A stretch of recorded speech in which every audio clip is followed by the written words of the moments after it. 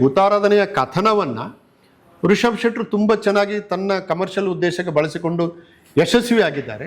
ಆ ಗುಳಿಗನನ್ನು ನೋಡಿ ನಮ್ಮ ಊರು ಪಂಜ, ಅಲ್ಲಿ ಗುಳಿಗ ಕಾಂತಾರದ ಗುಳಿಗನನ್ನು ಅವ ಕುಣಿತಾ ಇದ್ದ. ಕೇಸರಿ ಬಾವುಟಕ್ಕೂ ಭೂತಕ್ಕೂ ಏನು ಸಂಬಂಧ? ನಮಸ್ಕಾರ. ನಮಸ್ತೆ. ಭೂತಗಳು ರಿಷಬ್ ಶೆಟ್ಟಿ ಸೊತ್ತಾಗಿವೆ ಅನ್ನೋ ನಿಮ್ಮ ಹೇಳಿಕೆ ಪತ್ರಿಕೆಗಳಲ್ಲಿ ನೋಡಿದೆ. ವಿಡಿಯೋ ನನಗೆ ಸಿಕ್ಕಿಲ್ಲ. ಅಂದ್ರೆ ಏನು, ನೀವು ಒಬ್ಬ ಜಾನಪದ ವಿದ್ವಾಂಸರಾಗಿ ಕಾಂತಾರದಲ್ಲಿ ಭೂತಾರಾಧನೆ ತೋರಿಸಿರೋದು ತಪ್ಪು ಅಂತ ಹೇಳ್ತೀರಾ? ನಾನು ಭೂತಾರಾಧನೆ ಮತ್ತು ಯಕ್ಷಗಾನದ ಬಗ್ಗೆ ಮಾತಾಡಿದಾಗಲೂ ಕೂಡ ಆ ಎರಡರ ಪರವಾಗಿಯೇ ಮಾತಾಡೋದು. ನಾನು ಅದಕ್ಕೆ ವಿರುದ್ಧ ಅಲ್ವೇ ಅಲ್ಲ. ಕಾಂತಾರ ಸಿನಿಮಾ ಬಂದಾಗ ಕಾಂತಾರ ಸಿನಿಮಾದ ಬಗ್ಗೆಯೂ ನಾನು ಒಂದು ಲೇಖನ ಬರೆದಿದ್ದೆ. ನನ್ನ ಮುಖ್ಯ ಆತಂಕ ಯಾವುದು ಅಂತಂದರೆ, ಕಲೆಗಳಿಗೆ ಬಂದಾಗ ಈಗ 1990ರ ಅನಂತರ ಎರಡು ಬಗೆಯ ಬೆಳವಣಿಗೆಗಳನ್ನು ಕಾಣ್ತೇವೆ.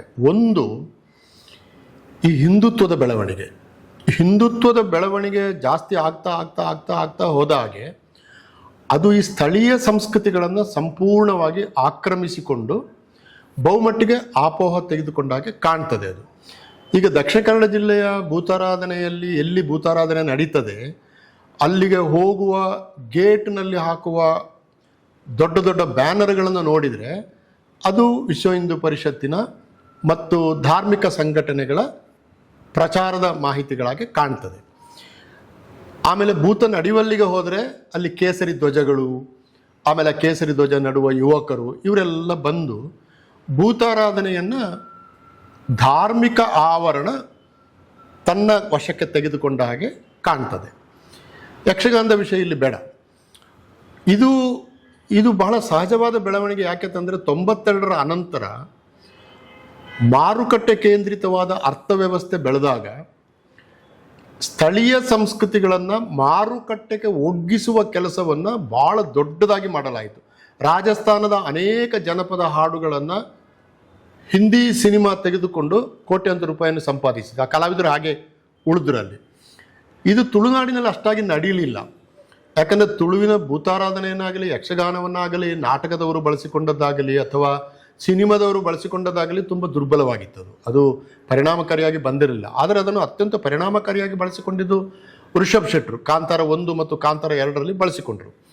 ಹೀಗೆ ಬಳಸಿಕೊಂಡಾಗ ಭೂತಾರಾಧನೆಗೆ ಒಂದು ಅಂತಾರಾಷ್ಟ್ರೀಯವಾದ ಆಯಾಮ ಸಿಕ್ಕಿತು.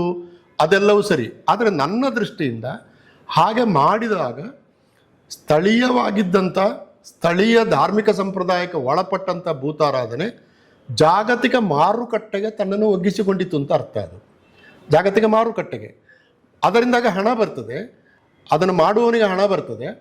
ಅದನ್ನು ತಾನು ಹಣ ಮಾಡುವುದನ್ನು ಸಮರ್ಥಿಸಿಕೊಳ್ಳುವುದಕ್ಕೆ ಅವರು ಬೇಕಾದ ಕಥನಗಳನ್ನು ಕೂಡ ಕಟ್ಟಿಕೊಳ್ತಾರೆ. ಅದು ಒಂದು ಕಡೆ ನಡೀತದೆ. ಸಮಸ್ಯೆ ಇರುವುದೇನೆಂದರೆ ಆಗ ಸ್ಥಳೀಯ ಸಂಸ್ಕೃತಿ ಏನಾಗ್ತದೆ ಅಂತ. ಇದು ಒಂದು ವಿಷಯ. ಆದರೆ ನೋಡಿ, ಮೊನ್ನೆ ನಾನು ಇತ್ತೀಚೆಗೊಂದು ಪುಸ್ತಕ ಓದ್ತಾ ಇದ್ದೆ.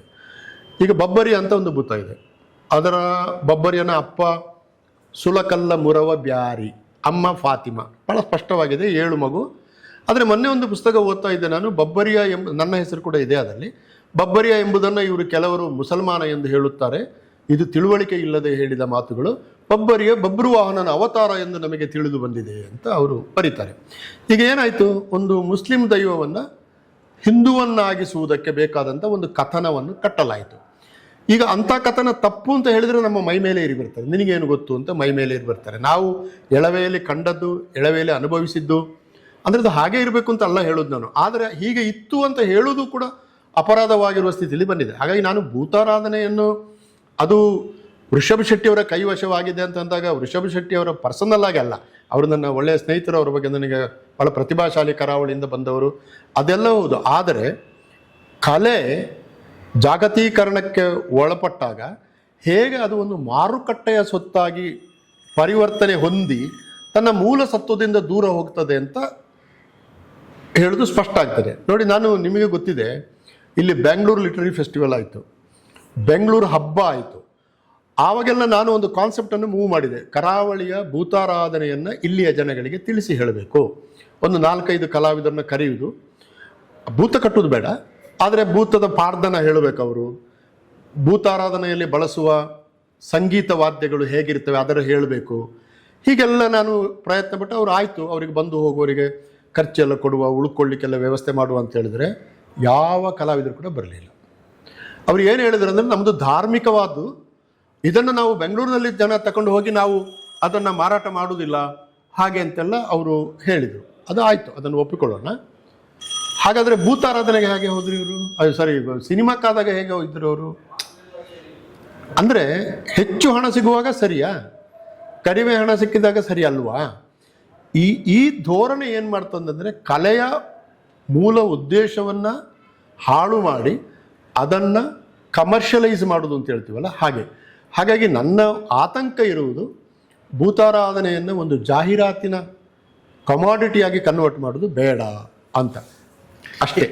ಕಾಂತಾರ ನೋಡಿದಾಗ ನಿಮ್ಗೆ ಏನ್ ಅನಿಸ್ತು? ಅಂದ್ರೆ ಅದ್ರ ಸ್ಟೋರಿಯಲ್ಲಿ ತುಂಬಾ ಕಮರ್ಷಿಯಲ್ ಮಾಡಲಾಗಿದೆ ಅಂತ ಅನಿಸ್ತು. ಹೌದೌದು, ಕಮರ್ಷಿಯಲ್ ಮಾಡಿದೆ, ತುಂಬ ಕಮರ್ಷಿಯಲ್ ಮಾಡಿದೆ. ಆದರೆ ಅದರ ಒಂದು ಪ್ಲಸ್ ಪಾಯಿಂಟ್ ಏನಂದರೆ, ನೋಡಿ ನಾವೆಲ್ಲ 100 ವರ್ಷದಿಂದ ಬರಿತಾ ಇದ್ದೀವಿ ಭೂತಾರಾಧನೆ ಮೇಲೆ. ಆದರೆ ಕರಾವಳಿಯ ಹೊರಗಿನವರಿಗೆ ಭೂತಾರಾಧನೆ ಅಂದರೆ ಏನು ಅಂತ ಹೇಳಲಿಕ್ಕೆ ನಮ್ಮಿಂದ ಆಗಲಿಲ್ಲ. ಇಂಗ್ಲೀಷಲ್ಲಿ ಬಂದಿದೆ, ಕನ್ನಡದಲ್ಲಿ ಬಂದಿದೆ, ಎಲ್ಲ ಆಗಿದೆ. ಆದರೆ ಒಂದು ಸಿನಿಮಾ ಭೂತಾರಾಧನೆಯನ್ನು ಗ್ಲೋಬಲ್ ಮಾಡಿತ್ತಲ್ಲ, ಮತ್ತು ಭಾಳ ಜನ ಭೂತಾರಾಧನೆಯನ್ನು ನೋಡಲಿಕ್ಕೆ ಬಂದರು, ಜನಪ್ರಿಯತೆ ಬಂತು, ಅದೆಲ್ಲ ಆಗಿದೆ. ಬಟ್ ಈ ಕ್ಯಾಪಿಟಲಿಸಮ್ಮು 90ರ ಅನಂತರ ಜಾಗತಿಕವಾಗಿ ಬೆಳೆದ ಕ್ಯಾಪಿಟಲಿಸಮ್ ಏನು ಮಾಡ್ತದೆ ಅಂತಂದರೆ, ಸ್ಥಳೀಯ ಸಂಸ್ಕೃತಿಯ ಮೇಲೆ ಹಿಡಿತ ಸಾಧಿಸಿ ಅದನ್ನೇ ಕ್ಯಾಪಿಟಲ್ ಮಾಡಿಕೊಳ್ಳೋದು, ಅದನ್ನೇ ತನ್ನ ಮೂಲ ಬಂಡವಾಳ ಮಾಡಿಕೊಂಡು ಅದರಿಂದ ದುಡ್ಡು ಮಾಡಿಕೊಳ್ಳುವಂಥ ಪ್ರವೃತ್ತಿ ಬಂದಿದೆ. ಇದರಿಂದ ನಿಜವಾಗಲೂ ತೊಂದರೆ ಆಗೋದು ಕಲಾವಿದರಿಗೆ. ಒಬ್ಬನಿಗೊಬ್ಬ ಕಲಾವಿದರಿಗೆ ಯಾರಿಗೂ ಸ್ವಲ್ಪ ದುಡ್ಡು ಆಗ್ಬೋದು, ಆಗೋದಿಲ್ಲ ಅಂತ ಹೇಳಿದ್ರೆ, ಆದರೆ ಹೆಚ್ಚಿನ ಕಲಾವಿದರಿಗೆ ಅದರಿಂದ ಏನು ವಿಶೇಷವಾದ ಪ್ರಯೋಜನ ಆಗೋದಿಲ್ಲ. ಈ ಅರ್ಥದಲ್ಲಿ ಹೇಳಿದ್ದು ನಾನು, ಭೂತಾರಾಧನೆ ಎಂಬುದು ಅಥವಾ ಯಕ್ಷಗಾನವೆಂಬುದು ತುಂಬ ಕಮರ್ಷಿಯಲೈಸ್ ಆದಾಗ ಅಥವಾ ಧಾರ್ಮಿಕ ಕವಚಕ್ಕೆ ಸಿಕ್ಕಿದಾಗ, ಅಂದರೆ ಹಿಂದುತ್ವದ ಕವಚಕ್ಕೆ ಸಿಕ್ಕಿದಾಗ ಅದು ತನ್ನ ಮೂಲ ಉದ್ದೇಶದಿಂದ ದೂರ ಸರಿಯುತ್ತದೆ ಅಂತ ಹೇಳಿದ್ದೆ ಅಷ್ಟೇ. ಅಧ್ಯಾಯ 1 ಅಂತ ಹೇಳಿ ಅದರ ಪಾರ್ಟ್ 2 ಮಾಡಿದ್ರು, ಅದನ್ನು ನೋಡಿದ್ರಾ? ಅದು ನನಗೆ ಅಷ್ಟು ಇಷ್ಟ ಆಗಲಿಲ್ಲ. ಎರಡನೇದು, ಮೊದಲನೇದರಲ್ಲಿ ತುಳುನಾಡಿನ ಸ್ವಲ್ಪ ಸಂಸ್ಕೃತಿ, ಕಾಡು, ಹಾಡು, ಕಾಡು ಕಡಿಯುವುದು, ಫಾರೆಸ್ಟ್ರು, ಭೂತ ಅದೆಲ್ಲ ಇತ್ತು. ಎರಡನೇದು ಕಂಪ್ಲೀಟ್ ಕಮರ್ಷಿಯಲ್, ಅದು ಏನಿಲ್ಲ ಅದರಲ್ಲಿ ಭೂತ. ಆ್ಯಕ್ಚುಲಿ ಭೂತ ಈಗ ಒಂದು ಇಥೋಸ್ ಅಂತ ಹೇಳ್ತೀವಿ, ಒಂದು ಪಾಡ್ದನಕ್ಕೆ ಒಂದು ಆಶಯ ಇರ್ತದೆ. ಈಗ ಕಲ್ಕುಡ ಕಲ್ಲುರುಟಿ, ಕಲ್ಕುಡ ಗೊಮ್ಮಟನನ್ನು ಕೆತ್ತುತ್ತಾನೆ. ಗೊಮ್ಮಟನನ್ನು ಕೆತ್ತಿದ್ದಕ್ಕೆ ಆ ಅರಸ ಅವರ ಕೈ ಕಾಲುಗಳನ್ನು ಕಡ್ದಾಕ್ತಾನೆ. ನೋಡಿ, ದುಡಿಯುವವನಿಗೆ ಸನ್ಮಾನ ಆಗುವ ಬದಲು ದುಡಿಯುವವನ ಕೈ ಕಾಲು ಕಡ್ದಾಕ್ತಾರೆ ಅಲ್ವಾ? ಇದು ಸಿರಿ ಅನ್ಯಾಯ ಮಾಡಿದ ಗಂಡನ್ನು ಬಿಟ್ಟು ಹೋಗ್ತಾಳೆ. ಸೊ ಪ್ರತಿ ದೈವಕ್ಕೆ ಒಂದು ಕಥನಗಳಿರ್ತದೆ. ಆ ಕಥನಗಳು ಏನಿದೆ ಅದು ಸತ್ಯದ ಪರ. ಅವರು ಹೇಳ್ತಾರಲ್ಲ, ಸತ್ಯಡು ವರ್ತನೆಗಳಿಗೆ ಸಿಗಲೆಟು ಸಾಧಿಕರುವೆ, ಮೋಸಡು ವರ್ತನೆಗಳಿಗೆ ಸುರಿಯೋಟು ಸಾಧಿಕರುವೆ, ಸತ್ಯದಲ್ಲಿ ಬಂದವರಿಗೆ ಎದೆಯಲ್ಲಿ ದಾರಿ ಕೊಡ್ತಾನೆ, ಮೋಸದಲ್ಲಿ ಬಂದವರಿಗೆ ಕತ್ತಿಯಲ್ಲಿ ದಾರಿ ಕೊಡ್ತಾನೆ ಅಂತ ಹೇಳ್ತವೆ. ಎಲ್ಲ ಪಾಡ್ದನಗಳು ಅದನ್ನು ಹೇಳ್ತವೆ. ಬಟ್ ಅದು ಸಿನಿಮಾ ಆದಾಗ ಏನಾಗ್ತದೆ ಅಂತಂದರೆ, ಅದು ಕಮರ್ಷಿಯಲ್ ಆದಾಗ ಅದು ಒಂದು ಏನು ಹೇಳೋದು ಅದಕ್ಕೆ, ಈಗ ಮಿತ್, ಪುರಾಣಗಳಾಗಿ ಅದು ಉಳ್ಳವರ ಪರವಾಗಿ ನಿಲ್ಲುವಂಥ ವಾತಾವರಣ ಸೃಷ್ಟಿಯಾಗ್ತದೆ. ಅದು ಭೂತಾರಾಧನೆಗೆ ಸ್ವತಃ ವಿರುದ್ಧವಾದದ್ದು. ಹಾಗಾಗಿ ಭೂತಾರಾಧನೆಯ ಕಥನವನ್ನು ಋಷಭ್ ಶೆಟ್ಟರು ತುಂಬ ಚೆನ್ನಾಗಿ ತನ್ನ ಕಮರ್ಷಿಯಲ್ ಉದ್ದೇಶಕ್ಕೆ ಬಳಸಿಕೊಂಡು ಯಶಸ್ವಿಯಾಗಿದ್ದಾರೆ. ಅದರ ಬಗ್ಗೆ ನನಗೆ ತಕರಾರೇನಿಲ್ಲ. ಹಾಗೆ ಯಶಸ್ವಿ ಆದಾಗ ಈ ಮೂಲ ಕಲೆ ಇದೆಯಲ್ಲ, ಅದು ತನ್ನ ಸ್ವರೂಪದಿಂದ ತನ್ನನ್ನು ಕಳಚಿಕೊಂಡು ತುಂಬ ದೂರ ಹೋಗ್ತದೆ. ಅದರ ಬಗ್ಗೆ ನನ್ನ ಆತಂಕವನ್ನು ನಾನು ವ್ಯಕ್ತಪಡಿಸಿದೆ. ಅದು ಕೂಡ ಅಧ್ಯಾಯ ಕಂಟಿನ್ಯೂ ಆಗ್ತದೆ ಅಂತ ಹೇಳಬೇಕಾದ್ರೆ ಇದು ಆತಂಕ ನಿಜವಾಗಿಯೂ ಕಂಟಿನ್ಯೂ ಆಗೋ ಥರನೇ. ಹೌದೌದು, ಅದೀಗ 3ನೇದು ಅದರ ಸೂಚನೆ ಇತ್ತು, ಇನ್ನೊಂದು ಬರ್ತದೆ ಅಂತ. ಗೊತ್ತಿಲ್ಲ ಋಷಭ್ ಶೆಟ್ಟರು ಏನು ಮಾಡ್ತಾರೆ ಅಂತ. ನೋಡಿ, ಅದು ಎಷ್ಟು ಅಂದರೆ, ಒಂದು ಉದಾಹರಣೆ ಹೇಳೋದು ನಾನು. ಈಗ ಮೊದಲ ಕಾಂತಾರದಲ್ಲಿ ಅತ್ಯಂತ ಪವರ್ಫುಲ್ಲಾಗಿ ಬಂದಿದ್ದ ಗುಳಿಗ ಭಾಳ ಪವರ್ಫುಲ್ಲಾಗಿ ಬಂತದು. ಆ ಗುಳಿಗನನ್ನು ನೋಡಿ ನಮ್ಮ ಊರು ಪಂಜ, ಅಲ್ಲಿ ಗುಳಿಗ ಕಾಂತಾರದ ಗುಳಿಗನನ್ನು ಅವ ಕುಣಿತಾ ಇದ್ದ. ನನ್ನ ಪರಿಚಯದವ, ನಾ ಹೇಳಿದೆ, ಹೆಂಚಿನ ಮರೆ ನೀವು ಯಾಕೆ ಹೀಗೆ ಮಾಡ್ತೀರಿ ಅಂತ. ಅವು ಈಗೆಲ್ಲ ಬೇಕಾಗ್ತಾರೆ ಜನಗಳಿಗೆ ಅಂತ ಹೇಳೋದವರು. ನೋಡಿ, ನಿಮ್ಮೆಲ್ಲ ಅದು ಪ್ರಭಾವ ಆಗಿ ಅಲ್ಲಿಂದ ಪುನಃ ಇದು ಪ್ರಭಾವ ಆಗೋದು. ಈ ರಾಜಸ್ಥಾನದ ಜಾನಪದ ಕಲಾವಿದರು ಐಶ್ವರ್ಯ ರೈ ಮೇಲೆ ಕೇಸ್ ಹಾಕಿದ್ರು ಒಮ್ಮೆ. ಈ ನಿಮ್ಮುಡ ನಿಮ್ಮುಡ ನಿಮ್ಮುಡ ಅಂತ ಒಂದು ಹಾಡು ಬಂತು ನೋಡಿ, ಅದು ರಾಜಸ್ಥಾನದ ಜನಪದ ಹಾಡು. ಇವರು ಯಾರೋ ಹೋದ್ರು, ಕೇಳಿದರು, ಅದನ್ನು ತಮಗೆ ಬೇಕಾದಾಗೆ ಒಗ್ಗಿಸಿಕೊಂಡು ತುಂಬ ಜನಪ್ರಿಯ ಆಯಿತು, ನಿಮಗೆ ಗೊತ್ತಿದೆ. ನಾನು ಸಹ ಮನೆಯಲ್ಲಿ ಕೂತ್ಕೊಂಡು ನಿಮ್ಮಡ ಅವಳ ಹಾಡು ಮತ್ತು ಹಾಡಿನ ಶೈಲಿಯನ್ನು ಕೇಳಿ ಸಂತೋಷಪಟ್ಟಿದ್ದೇನೆ. ಆದರೆ ಕಲಾವಿದರಿಗೆ ಒಂದು ಕೃತಜ್ಞತೆ ಕೂಡ ಹೇಳದೆ ಅವರು ಮತ್ತೆ ಕೋರ್ಟಿಗೆ ಹೋಗಬೇಕಾಯಿತು. ಕೋರ್ಟಿಗೆ ಹೋದ ಮೇಲೆ ಒಂದು ಸಂಧಾನ ಆಗಿ ಸ್ವಲ್ಪ ಹಣ ಎಲ್ಲ ಕೊಟ್ಟು ಅದನ್ನು ಅವರು ಮಾಡಿದರು. ಸೊ ಹೀಗಾಗಿ ಒಟ್ಟು ಉದ್ದೇಶ ಏನು ಅಂತಂದರೆ, ಸಣ್ಣ ಸಣ್ಣ ಸಂಸ್ಕೃತಿಗಳು, ಸಿದ್ಧಿಯರಿರ್ಬೋದು ಅಥವಾ ಕುಡುಬಿಯರಿರ್ಬೋದು, ಹಾಲಕ್ಕಿಯವರಿರ್ಬೋದು, ನಲಿಕೆಯವರು, ಇವರನ್ನು ಈ ಗ್ಲೋಬಲ್ ಸಂಸ್ಕೃತಿ ಆಪೋಷಣ ತೆಗೆದುಕೊಂಡು ತನ್ನ ಉದ್ದೇಶಕ್ಕೆ ಬಳಸಿಕೊಂಡು ಕಮರ್ಷಿಯಲೈಸ್ ಮಾಡೋದಿದೆಯಲ್ಲ, ಇದರ ಬಗ್ಗೆ ನಾವೆಲ್ಲರೂ ಹೆಚ್ಚು ಯೋಚನೆ ಮಾಡಬೇಕು ಅಂತ ಕಾಣ್ತದೆ. ಕಾಂತಾರದಂತಹ ಕಾಲ್ಪನಿಕ ಚಿತ್ರದಲ್ಲಿ ಭೂತಾರಾಧನೆಯನ್ನು ತೋರಿಸಿ ಅದನ್ನು ಕಮರ್ಷಿಯಲ್ ಆಗಿ ಮಾಡಿದ್ದಾಗಿ ಹೇಳ್ತೀರಿ. ಹಾಗಾದರೆ ಈಗ ಕೊರಗತನಿಯನ ಬಗ್ಗೆ ಒಂದು ಅದ್ಧೂರಿ ಚಿತ್ರ ತಯಾರಾಗಿದೆ. ಬೇರೆ ಬೇರೆ ಭಾಷೆಯ ಕಲಾವಿದರನ್ನು ಹಾಕಿ ಪ್ಯಾನ್ ಇಂಡಿಯಾ ಮಟ್ಟದಲ್ಲಿ 3D ಚಿತ್ರವಾಗಿ ರಿಲೀಸ್ ಮಾಡೋಕೆ ಸಿದ್ಧತೆ ನಡೆಸಿದ್ದಾರೆ. ಇದು ಪುರಾಣವನ್ನೇ ಆಧರಿಸಿ ಮಾಡಿದ್ದಾಗಿ ಹೇಳ್ತಿದ್ದಾರೆ. ಕೊರಗಜ್ಜ ಅಂತ ಹೆಸರಿಟ್ಟಿದ್ದಾರೆ. ಇದಕ್ಕೆ ಏನಂತೀರಿ? ಇದೆ ನನ್ನ ಆತಂಕ ಇರುವುದೇ ಇದು. ಈಗ ನಾನು ಹಿಂದೆ ಹೇಳಿದಾಗಲೂ ಕೂಡ, ಈಗ ಕೊರಗತನಿಯ ತಾಯಿಯ ಹೊಟ್ಟೆಯಿಂದ ಹುಟ್ಟಿ ಹೊರಗೆ ಬಂದ ಕೂಡಲೇ ಅವ ಕೇಳುವುದು ಏನು ಅಂದರೆ, ಬಡವಾಪಳು ತಿನಿಯರದಾಲ ಕೊರಲ್ಲ ಅಂತ. ಅವಳು ಒಳಗೆ ಹೋಗಿ ಖಾಲಿ ಮಡಿಕೆಯನ್ನು ತಂದು ತೋರಿಸೋದು, ಏನಿಲ್ಲಪ್ಪ ನನ್ನ ಹತ್ರ ಅಂತ. ಹಸಿವಿನ ಹುಡುಗ ಎಲ್ಲ ಕಡೆ ಹೋಗಿ ಕಡೆ ಕದ್ರಿ ದೇವಸ್ಥಾನಕ್ಕೆ ಹೋಗಿ ಅಲ್ಲಿರುವ ಮಾಪಣದ ಹಣ್ಣನ್ನು ತಿಂದು ಅಲ್ಲಿಗೆ ಮಾಯಕ್ಕಾಗೋದು. ಅಂದರೆ ಇಡೀ ಪಾಡದನದಲ್ಲಿ ಕೊರಗತನಿಯ ಹುಡುಗ ಅವ ಬೆಳೆದು ಜವಾನ ಆದದ್ದು ಕೂಡ ಮಾಹಿತಿ ಇಲ್ಲ. ಈಗ ಕೊರಗ ಅಜ್ಜ ಹೇಗೆ ಆದ ಎಂಬುದು ಒಬ್ಬ ಸಂಶೋಧಕ ಕೇಳುವ ಪ್ರಶ್ನೆ. ಪಾಡದನದಲ್ಲಿ ಇಲ್ಲದೇ ಇರುವ ಕೊರಗಜ್ಜ ಕೊರಗತನಿಯ ಹೇಗಾದ, ಅದು ಕೊರಗ ಅಜ್ಜ ಹೇಗೆ ಆದ, ಈ ಅಜ್ಜ ಮಾಡಿದ್ದು ಯಾರು, ಇದು ಒಂದು ಪ್ರಶ್ನೆ. ಎರಡನೇದು, ಕೊರಗಜ್ಜನನ್ನು ಸಂರಕ್ಷಿಸುವುದಕ್ಕೆ ದುರ್ಗೆಗಳನ್ನೆಲ್ಲ ಇಟ್ಟರು. ಒಮ್ಮೆ ಪಾಡ್ದನದಲ್ಲಾಗಲಿ ರಿಚುವಲ್ನಲ್ಲಾಗಲಿ ಕೊರಗಜ್ಜನಿಗೂ ದುರ್ಗೆಗೊಂದು ಸಂಬಂಧ ಇದೆಯಾ? ಇಲ್ಲ ಅಂತಂದರೆ ಆ ದುರ್ಗೆಗಳು ಯಾರು ತಂದರು, ಯಾತಕ್ಕೆ ತಂದರು? ಕೊರಗಜ್ಜನೇ ಎಲ್ಲರನ್ನೂ ಸಂರಕ್ಷಿಸುವವನಾಗಿದ್ದರೆ ಕೊರಗಜ್ಜನನ್ನು ಸಂರಕ್ಷಿಸುವುದಕ್ಕೆ ಅವನಿಗಿಂತ ದೊಡ್ಡ ದೈವಗಳನ್ನು ಯಾರು ತಂದರು? ಇದರ ಹಿಂದಿನ ರಾಜಕೀಯ ಯಾವುದು ಅಂತ ನಾವು ಪ್ರಶ್ನೆ ಮಾಡಿದ ಕೂಡಲೇ ಜನ ಇವತ್ತು ಮುಗಿಬೀಳ್ತಾರೆ, ನೀನೇನು ಹಾಗೆ ಕೇಳೋದು ಹೀಗೆ ಕೇಳೋದು ಅಂತ. ಆದರೆ ಒಬ್ಬ ಸಂಶೋಧಕನಾಗಿ ಕೊರಗತನಿಯ ಆರಾಧನೆ ಮೇಲೆ, ಪಾಡ್ದನದ ಮೇಲೆ, ಕೊರಗಜ್ಜನ ಮೇಲೆ ತುಂಬ ಗೌರವ ಇಟ್ಟುಕೊಂಡು ಕೊರಗಜ್ಜನಿಗೆ ಈಗ ಅನ್ಯಾಯ ಆಗಬಾರದು ಅಂತ ಹೇಳುವುದು ನಾವು ಅಷ್ಟೇ. ಅದು ತುಂಬ ದೇರಳಕಟ್ಟೆ, ನಾವಲ್ಲಿ ಮಂಗಳೂರು ಯೂನಿವರ್ಸಿಟಿದಾಗ ದೇರಳಕಟ್ಟೆಯಲ್ಲಿ ನಾನು ಅದಕ್ಕೆ ಹೋಗ್ತಾ ಇದ್ದೆ. ಕಪ್ಪು ಎಲ್ಲ ಮೈಗೆ ಹಾಕ್ಕೊಂಡು ಚೆಂದ ಇತ್ತದು, ರಾತ್ರಿ ಆಗುವಂಥದ್ದು. ಬಟ್ ಈಗ ಸಿನಿಮಾ ಆಗ್ತದೆ. ಕೊರಗಜ್ಜಂದು ಮೈಸೂರಿನಲ್ಲಿ ಯಾರೋ ಚೆಂದ ನನ್ನ ಹತ್ರ ಬಂದಿದ್ರು, ನಾವು ಕೊರಗಜ್ಜನಿಗೆ ದೇವಸ್ಥಾನ ಕಟ್ತೀವಿ, ದುಡ್ಡು ಕೊಡಿ ಅಂತ. ನಾನು ಹೇಳಿದೆ, ಕೊರಗಜ್ಜನಿಗೆ ಇಲ್ಲಿ ಯಾಕೆ ದೇವಸ್ಥಾನ ಕಟ್ತೀರಿ? ಇಲ್ಲಿಯವ್ರಿಗೆ ಯಾರಿಗಾದರೂ ಕೊರಗತನಿಯ ಬಗ್ಗೆ ಏನಾದ್ರು ಗೊತ್ತುಂಟಾ ಅಂದರೆ ಅದನ್ನು ನಾನು ಹೇಳೋದು. ಈ ಕಲೆ ಅಥವಾ ಈ ಒಂದು ಸ್ಥಳೀಯ ಆರ್ಟ್ ಫಾರ್ಮನ್ನು ಕಬಳಿಸುವುದು ನೋಡಿ ಇವರು.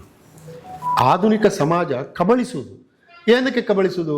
ಒಂದು, ನನ್ನ ಧಾರ್ಮಿಕ ನಂಬಿಕೆಯನ್ನು ಅದರ ಮೇಲೆ ಹಾಕಿ ಅದನ್ನು ನಿರ್ಬಂಧಿಸಿ ಅದು ನನ್ನ ಸಂಸ್ಕೃತಿಯ ಭಾಗ ಅಂತ ನಾನು ಹೇಳಿ ನನ್ನದನ್ನಾಗಿಸೋದು. ಇದು ಅದಕ್ಕೆ ಈ ದುರ್ಗೆಯನ್ನು ಕೂರಿಸಿದ ಅದಕ್ಕೆ ನೋಡಿ. ದುರ್ಗೆಯವರಿಗೆ ಏನು ಸಂಬಂಧ? ಆದರೆ ದುರ್ಗೆ ನನಗೆ ಗೊತ್ತುಂಟು, ನಾನು ಅವನನ್ನು ಸಂರಕ್ಷಿಸ್ತಾನೆ ಅಂತೇಳಿ ಅದನ್ನು ಕಟ್ಟೋದು. ಇಂಥ ತುಂಬ ಉಂಟು. ನೀವು ಇವತ್ತು ಭೂತಾರಾಧನೆಗೆ ಹೋದರೆ ಎಲ್ಲ ಕಡೆ ಕೇಸರಿ ಬಾವುಟಗಳನ್ನು ಹಾಕಿರ್ತಾರೆ. ಕೇಸರಿ ಬಾವುಟಕ್ಕೂ ಭೂತಕ್ಕೂ ಏನು ಸಂಬಂಧ? ಅದು ಹಿಂದೂ ಧರ್ಮದ ಭಾಗವಾಗಿದ್ದರೆ ಸರಿ. ಭೂತಾರಾಧನೆ ಮತ್ತು ಪಾಡ್ದನಗಳು ನಮಗೆ ಈಗ ಗೊತ್ತಿರುವ ಸನಾತನ ಹಿಂದೂ ಧರ್ಮದ ಭಾಗ ಅಲ್ಲ. ಅದು ಸನಾತನ ಹಿಂದೂ ಧರ್ಮ ಅದರ ಪಾಡಿಗೆ ವೇದ, ಉಪನಿಷತ್ತು, ಆಮೇಲೆ ಅದನ್ನು ಇಟ್ಕೊಂಡು ಒಂದು ದೊಡ್ಡ ಜ್ಞಾನ ಸಿಸ್ಟಮ್, ಅದು ಜ್ಞಾನ ವ್ಯವಸ್ಥೆ. ಇದು ಒಂದು ಜ್ಞಾನ ವ್ಯವಸ್ಥೆ. ಇಲ್ಲಿ ಭೂತದ ನಾಯಕ ಅರ್ಧ ವಯಸ್ಸಿನ ಸತ್ತು ಹೋಗ್ತಾನಲ್ಲ, ಕಲ್ಕುಡ ಸತ್ತು ಹೋಗ್ತಾನೆ, ಕೊರಗತನಿಯ ಸತ್ತು ಹೋಗ್ತಾರೆ, ಎಲ್ಲರೂ ಸತ್ತು ಹೋಗ್ತಾರೆ. ಅರ್ಧ ವಯಸ್ಸಿನಲ್ಲಿ ಸಾಯುವುದು ಜನಪದ ಪರಂಪರೆಯ ಭಾಗ. ಅದು ಸತ್ತು ದೈವ ಆಗೋದವರು. ಇಲ್ಲಿ ಹಾಗೆ ಸಾಯುವುದಿಲ್ಲ. ರಾಮ, ಕೃಷ್ಣ, ನೀವು ಯಾವ ದೈವಗಳನ್ನು ತಗೊಂಡೋಗೋರು ಅರ್ಧದಲ್ಲಿ ಸಾಯಲಿಕ್ಕಿಲ್ಲ ಅವರು. ಆದ್ದರಿಂದ ಈ ಪರಿಕಲ್ಪನೆ ಬೇರೆ, ಈ ಪರಿಕಲ್ಪನೆಯೇ ಬೇರೆ. ನೀವು ಈ ಪರಿಕಲ್ಪನೆಯು ಭಾರತೀಯ ಸಂಸ್ಕೃತಿಯ ಭಾಗವೇ, ಈ ಪರಿಕಲ್ಪನೆಯು ಭಾರತೀಯ ಸಂಸ್ಕೃತಿಯ ಭಾಗವೇ ಎಂಬ ಉದಾರವಾದ ದೃಷ್ಟಿಕೋನ ಇದ್ದಾಗ ಒಂದು ಇನ್ನೊಂದನ್ನು ನುಂಗಿ ಹಾಕುವುದಿಲ್ಲ. ಇದು ಉಳಿತದೆ, ಇದು ಉಳಿತದೆ. ನನ್ನಂಥವ್ರು ಹೇಳೋದು ಇದು ಇರಲಿ, ಇದು ಇರಲಿ ಅಂತ. ಒಂದನ್ನೊಂದು ನಾಶ ಮಾಡಿ ಬದುಕುವುದು ಬೇಡ ಅಂತ. ಈ ಒಂದು ಡಾಮಿನೆಂಟ್ ಕಲ್ಚರ್ ಅಂತ ಹೇಳ್ತೀವಿ ನೋಡಿ, ಅದು ಎರಡು ರೀತಿಯಿಂದ ಬರ್ತದೆ. ಒಂದು ಡಾಮಿನೆಂಟ್ ರಿಲಿಜನ್ನ ಮೂಲಕ ಬರ್ತದೆ, ಇನ್ನೊಂದು ದುಡ್ಡಿನ ಮೂಲಕ ಬರ್ತದೆ, ಅದು ಕ್ಯಾಪಿಟಲಿಸಮ್ನ ಮೂಲಕ ಬರ್ತದೆ. ಇವತ್ತು ಎಲ್ಲ ಜನಪದ ಪರಂಪರೆಗಳನ್ನು ನಾಶ ಮಾಡ್ತಾ ಇರೋದು ಕ್ಯಾಪಿಟಲಿಸಮ್, ಬಂಡವಾಳವಾದ. ಈಗ ಸಿನಿಮಾಗೆ ತಗೊಳ್ಳೋದಾದ್ರೆ ಹೇಗೆ ಅಂತ, ಒಂದು ವೇಳೆ ಸಿನಿಮಾ ಮಾಡೋ ಥರ ಇಲ್ವಾ ಅಥವಾ ಡಾಕ್ಯುಮೆಂಟ್ರಿ ಮಾತ್ರ ಮಾಡೋ ಥರನಾ? ಅದು ನೋಡ್ಬೇಕು ಅವರು ಕಥೆ ಎಲ್ಲ ಹೇಗೆ ಬರೆದಿದ್ದಾರೆ ಅಂತ. ಬಟ್ ನನಗೆ ಅನ್ನಿಸಿದ ಹಾಗೆ, ಒಬ್ಬ ಜಾನಪದ ವಿದ್ಯಾರ್ಥಿಯಾಗಿ ನನಗೆ ಅನ್ನಿಸಿದ ಹಾಗೆ, ಅವು ಸಿನಿಮಾ ಆಗಲಿಕ್ಕೆ ಮೊದಲು ಈಗ ನಮ್ಮಲ್ಲಿ ನೋಡಿ ಒಂದು 600-700 ಭೂತಗಳಿವೆ. 1000 ಇದೆ ಅಂತಲೂ ಹೇಳ್ತಾರೆ. ಬಟ್ ನನ್ನ ಅಂದಾಜು ಒಂದು 750-800 ಭೂತಗಳದ್ದು ಸರಿಯಾದ ಡಾಕ್ಯುಮೆಂಟೇಷನ್ ಆಗಬೇಕು. ಅದರ ರಿಚುವಲ್ಲು, ಅದರ ಪ್ರಾರ್ಥನೆಗಳು, ಅದರ ಸುತ್ತ ಇರುವಂಥ ನಂಬಿಕೆಗಳು, ಇದೆಲ್ಲ ಒಳ್ಳೆಯ ಒಂದು ಡಾಕ್ಯುಮೆಂಟೇಷನ್ ಆಗಿ, ಸಾಧ್ಯ ಆದರೆ ಅದನ್ನು ಆನ್ಲೈನಲ್ಲಿ ವೆಬ್ಸೈಟಲ್ಲಿ ಕೂಡ ಹಾಕಿದರೆ ಅದು ಹೇಗಿತ್ತು ಅಂತ ಗೊತ್ತಾಗ್ತದೆ. ಇನ್ನೊಂದು 10 ವರ್ಷದಲ್ಲಿ ಈಗಾಗಲೇ ತುಂಬ ಚೇಂಜ್ ಆಗಿದೆ. ಈಗ ನೋಡಿ, ಸುಳ್ಯ, ಪುತ್ತೂರು, ಉಪ್ಪಿನಂಗಡಿ, ಬೆಳ್ತಂಗಡಿ ಈ ಭಾಗದ ಭೂತಾರಾಧನೆ ಬೇರೆ ಥರ ಇದೆ. ಅವು ಇನ್ನೂ ಕಮರ್ಷಿಯಲೈಸ್ ಆಗಿಲ್ಲ. ಆದ್ದರಿಂದ ನಿಮಗಿವತ್ತು ಭೂತಾರಾಧನೆಯನ್ನು ಮೂಲತಃ ಹೇಗೆ ನೋಡಬೇಕಂದ್ರೆ, ನೀವು ಏನೇಕಲ್ಲಿಗೆ ಹೋಗಿ ಬಚ್ಚನಾಯಕನ ಭೂತ ನೋಡಬೇಕಲ್ಲಿ ನೀವು, ಅದು ಹಾಗೆ ಇದೆ ಅದು. ಸೊ ಇಲ್ಲಿ ಏನಾಗ್ತದೆ ಅಂತಂದರೆ, ಮಂಗಳೂರು ಕಡೆ ಎಲ್ಲ ಚಿನ್ನ ಬೆಳ್ಳಿ ಭೂತಗಳು, ಬೆಳ್ಳಿ ಎಲ್ಲಿದ್ದೆ, ಬೆಳ್ಳಿ ಇರಲಿ, ಪಾಳೆ ಇತ್ತನೆ, ಹಾಳೆದಿದ್ದದು. ಈಗ ಅಂದರೆ ದುಡ್ಡು ಬಂತು ನೋಡಿ. ಮಂಗಳೂರು ಕಡೆ ಬಾಂಬೆಯಿಂದ, ದುಬೈಯಿಂದ ಬಂದ ದುಡ್ಡು ಭೂತಾರಾಧನೆಯನ್ನು ಅದರ ಸಮೂಲಾಗ್ರವಾಗಿ ಬದಲಾಯಿಸಿದೆ. ಅದಕ್ಕೆ ಒಬ್ಬರು ಒಂದು ಮಂಗಳೂರಲ್ಲಿ ಹೇಳ್ತಾ ಇದ್ರು, ಇದರಲ್ಲಿ ಎಲ್ಲ ಉಂಟು, ಭೂತ ಒಂದು ಬಿಟ್ಟು ಅಂತ. ಭೂತಾರಾಧನೆಯಲ್ಲಿ ಎಲ್ಲ ಉಂಟು, ಅದರ ಭೂತ ಒಂದಿಲ್ಲ ಅಂತ. ಹಾಗೆ ಆಗಿದೆ. ಈ ಬಗೆಯ ದೈವಗಳ ಉಜ್ವಲಗೊಳಿಸುವ ಪ್ರಕ್ರಿಯೆ ಇದೆಯಲ್ಲ, ಅದು ಭೂತಾರಾಧನೆಯ ಮೂಲ ಉದ್ದೇಶದಿಂದ ತುಂಬ ದೂರ ಸರಿದ್ದರಿಂದ ಅದರಿಂದ ಹೆಚ್ಚು ಪ್ರಯೋಜನ ಇಲ್ಲ ನಮಗೆ ಅಂತ, ಸಾಮಾನ್ಯ ಜನಕ್ಕೆ ಹೆಚ್ಚು ಪ್ರಯೋಜನ ಇಲ್ಲ. ಹಾಗೆ ನೋಡಿದ್ರೆ ನಿಮಗೆ ನೀವು ಯಕ್ಷಗಾನ ಕಲಾವಿದರು ಕೂಡ ಹೌದು. ಯಕ್ಷಗಾನದಲ್ಲೂ ಕೂಡ ಭೂತವನ್ನು ಹಾಸ್ಯದ ತರ ಎಲ್ಲ ತೋರಿಸ್ತಾ ಇದ್ರು ಮೊದಲು. ಈಗ ದೇವಿ ಮಹಾತ್ಮೆ, ಮೊನ್ನೆ ಯಾರ ಹತ್ರ ಹೇಳ್ತಾ ಇದ್ದೆ, ದೇವಿ ಮಹಾತ್ಮೆಯಲ್ಲಿ ರಕ್ತೇಶ್ವರಿ ಬರ್ತಾ ಇದೆ ನೋಡಿ. ರಕ್ತೇಶ್ವರಿ ಬರ್ತದೆ, ರಕ್ತೇಶ್ವರಿ ಪೂಜಾರಿ ಬರ್ತಾನೆ, ಅವ ಹಾಸ್ಯಗಾರ ಮಾಡೋದು, ಅದನ್ನು ಬೊಂಡ ಹೇಳೋದು, ಭಾಗವತರೆ ನಿಮ್ಮ ದೊಂಡೆಯಲ್ಲಿ ಕೂತಿದ್ದೇನೆ ಅಂತ ಹೇಳೋದು ಎಲ್ಲ ಮಾಡ್ತಾರೆ. ಅದಾಗ್ತದೆ ಜನಕ್ಕೆ. ನಾವು ಸತ್ಯ ಹೇಳಿದಾಗ ನಮ್ಮನ್ನಾಗೋದಿಲ್ಲ ಅಲ್ವಾ? ಹಾಗಾಗಿ ಅದರ ಬಗ್ಗೆ ಕಲಾವಿದರು ತುಂಬ ಎಚ್ಚರಿಕೆಯಿಂದ ಇರಬೇಕು ಅಂತ ಆ ಒಂದು ಕಳಕಳಿಯಿಂದ ಹೇಳಿದ್ದು ನಾನು. ಭೂತಾರಾಧನೆಯ ಬಗ್ಗೆ ಕಳಕಳಿ. ಮೊನ್ನೆ ಯಕ್ಷಗಾನದ ಬಗ್ಗೆ ಏನು ಹೇಳುವಾಗಲೂ ಕೂಡ ಯಕ್ಷಗಾನ ಕಲಾವಿದರ ಬಗ್ಗೆ 100ಕ್ಕೆ 100 ಕಳಕಳಿಯಿಂದ ಹೇಳಿದ್ದು ನಾನು. ಯಕ್ಷಗಾನ ಕಲಾವಿದರ ಕಷ್ಟಗಳು ಪರಿಹಾರ ಆಗಬೇಕು ಎಂಬ ಉದ್ದೇಶದಿಂದ ಹೇಳಿದಲ್ಲದೆ ಅವಮಾನ ಆಗಬೇಕು ಅಂತಿಲ್ಲ. ಬಟ್ ಏನಾಗಿದೆ ಅಂದರೆ, ಈಗ ಸಮಾಜ ಬೇರೆ ಥರ ಹೋಗಿರೋದರಿಂದ ನೀವು ಹೇಳಿದ ಹಾಗೆ ಕಮ್ಯುನಿಕೇಟ್ ಆಗಲ್ಲ. ಅದು ಬೇರೆ ಶೇಪ್ ತಗೊಂಡು ಮತ್ತೆ ಅದು ಏನೇನೋ ಅದು ರಾಜಕೀಯಕ್ಕೆ, ಇಮ್ಮಿಡಿಯೇಟ್ ರಾಜಕೀಯಕ್ಕೆ ಹೋಗ್ತದೆ ಅದು. ಹಾಗಾಗಿ ಇನ್ನು ಸ್ವಲ್ಪ ಒಂದು 10 ವರ್ಷದಲ್ಲಿ ನಾವು ಈ ಬಗೆಯ ಕಲೆಗಳ ಬಗ್ಗೆ ಮುಕ್ತವಾಗಿ ಮಾತಾಡಲಿಕ್ಕೆ ಆಗದಂಥ ಒಂದು ವಾತಾವರಣ ನಿರ್ಮಾಣ ಆಗ್ತಾ ಉಂಟು. Thank you sir. ಹಾಯ್, ನಾನು ಶಿವರಾಜ್ ಕುಮಾರ್. ಪಾಸಿಟಿವ್ ಪಿಕ್ಚರ್ ನೋಡಿ, ಎಂಜಾಯ್ ಮಾಡಿ, ಸಬ್ಸ್ಕ್ರೈಬ್ ಮಾಡಿ. ಹಾಯ್, ನಾನು Shanvi Srivastav. Please like, subscribe and share positive picture. Cinema ಮತ್ತು ಕಿರುತೆರೆ ಸುದ್ದಿಗಾಗಿ ಪಾಸಿಟಿವ್ ಪಿಕ್ಚರ್ ನೋಡಿ. All the best. ಪಾಸಿಟಿವ್ ಪಿಕ್ಚರ್ನ ಸಬ್ಸ್ಕ್ರೈಬ್ ಮಾಡಿ, ಬೆಲ್ ಬಟನ್ ಒತ್ತಿ. ಹಾಯ್, ಎಲ್ಲರಿಗೂ ನಮಸ್ಕಾರ. ನಾನು ನಿಮ್ಮ ಹರಿಪ್ರಿಯ. ಪಾಸಿಟಿವ್ ಪಿಕ್ಚರ್ ಅಂತ ಯೂಟ್ಯೂಬ್ ಚಾನಲ್ ಸಬ್ಸ್ಕ್ರೈಬ್ ಮಾಡಿ, ಕೆಳಗಡೆ ಬೆಲ್ ಬಟನ್ನ ಪ್ರೆಸ್ ಮಾಡಿ. ನಮ್ಮ ಸ್ಯಾಂಡಲ್ವುಡ್ನ ಎಲ್ಲ ಇನ್ಫಾರ್ಮೇಷನ್ನು ಇದರಲ್ಲಿ ಸಿಗುತ್ತೆ. Please to subscribe. ಪಾಸಿಟಿವ್ ಪಿಕ್ಚರ್ನ ನೋಡಿ, ಸಬ್ಸ್ಕ್ರೈಬ್ ಮಾಡಿ, ಬೆಲ್ ಐಕನ್ನ ಪ್ರೆಸ್ ಮಾಡಿ. ಡಿಜಿಟಲ್ ಬರೋಕ್ಕೆ ಮುಂಚೆ ಎಲ್ಲ ಸಿನಿಮಾನೂ ಈ ನೆಗೆಟಿವ್ ಅಲ್ಲಿ ಆಗ್ತಾಯಿತ್ತು. ಸಿನಿಮಾ ಅಂದ್ರೇ ನೆಗೆಟಿವ್ ಅನ್ನೋ ಕಾಲ ಇತ್ತು. ಈಗ ಕಾಲ ಬದಲಾಗಿದೆ. ನೆಗೆಟಿವಿಂದ ಡಿಜಿಟಲ್ ಆಗಿದೆ. ನೆಗೆಟಿವ್ ನ್ಯೂಸಿಂದ ಪಾಸಿಟಿವ್ ನ್ಯೂಸ್ಗೆ ಬದಲಾಗಿದೆ. ಅದೇ ಪಾಸಿಟಿವ್ ಪಿಕ್ಚರ್ ಯೂಟ್ಯೂಬ್ ಚಾನಲ್.